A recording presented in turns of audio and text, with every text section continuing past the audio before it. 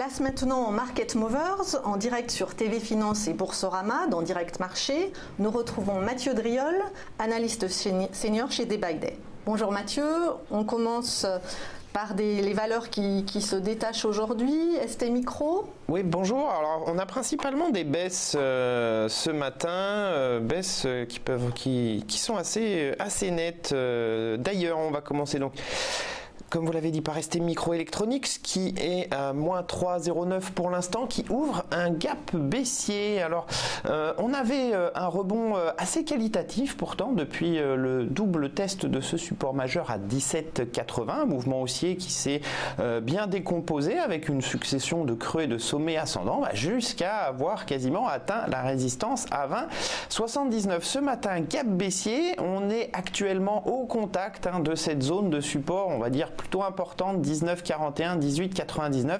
Vous voyez, ce sont les ratios de retracement de la précédente impulsion, 38 et 50%.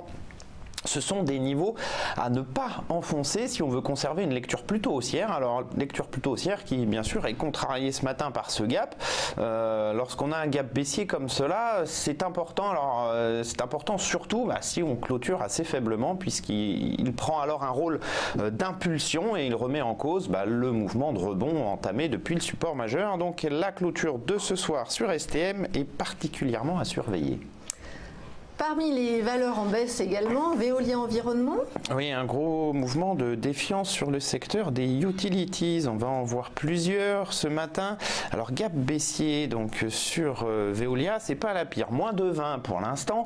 On voit néanmoins un changement de paradigme sur Veolia depuis notamment la rupture de ce trend ascendant avec, vous voyez, ce plus haut fait à 22,30, un gap baissier, une impulsion haussière, une longue et assez complexe phase de reprise, de pullback jusqu'à définir une résistance à 21,47. Ce matin, un second gap baissier qui fait écho au premier et qui doit provoquer la rupture du précédent creux en direction de 19,63. Donc petit mouvement de correction, mais c'est pas la pire. On va voir ça juste après.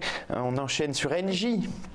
Avant de passer au gadin du jour, Engie donc qui est au contact, vous voyez, de son support majeur à 14,19. Alors c'est une lente figure de retournement qui se forme sur Engie. On appelle ça un rounding top. Rounding top, c'est quoi? C'est une formation arrondie de retournement. On passe d'une succession de creux et de sommets ascendants à une succession de creux et de sommets descendants qui se valide aujourd'hui par la rupture de cette moyenne mobile et du support majeur à 14,19. Alors la clôture de ce soir là aussi est importante puisque si elle se fait sur ces niveaux-là, eh bien on a la validation de cette figure qui au final retourne le mouvement haussier au minimum depuis 12,69. À terme, on est censé revenir sur ce point de départ de l'impulsion. La problématique, c'est que ce type de figures, ce sont des figures qui sont relativement lentes, donc on n'est pas forcément obligé d'accélérer. Par contre, elles sont durables dans le temps. La dernière valeur, Suez.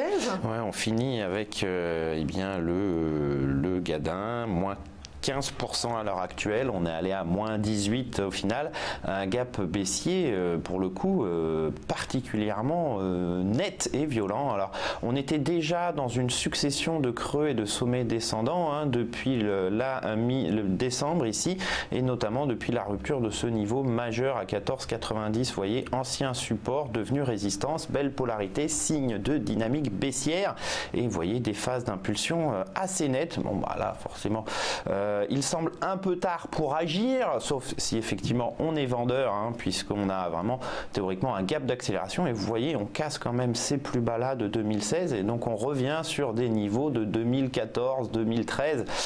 C'est particulièrement violent et néfaste pour la tendance de Suez qui est considérablement dégradée après ce type de gap majeur qui a vraiment tendance, alors déjà vous oubliez tout schéma haussier, on n'est pas forcément sur un niveau, sur on va dire une capacité immédiate d'accélération. Il faut dire qu'on est déjà à moins 15, donc pour la journée ça semble être fait. Après c'est vraiment pas quelque chose qu'on va essayer d'acheter, au contraire, si on a des petits rebonds il faut s'alléger ou il faut vendre. En tout cas je ne me mettrai pas contre cette tendance qui semble être vraiment forte. D'accord. Et à la hausse Je n'ai pas grand-chose à la hausse aujourd'hui. Non, il n'y a pas vraiment de titre qui se détache ce matin. On aurait pu parler un petit peu de Carrefour qui semble avoir, on dire, retrouvé depuis le gap d'hier un petit peu de tonus, sauf que la bougie d'hier n'était pas une bougie particulièrement belle avec cette très grosse mèche haute sur la résistance à 19,62, résistance que l'on essaye encore de tester aujourd'hui.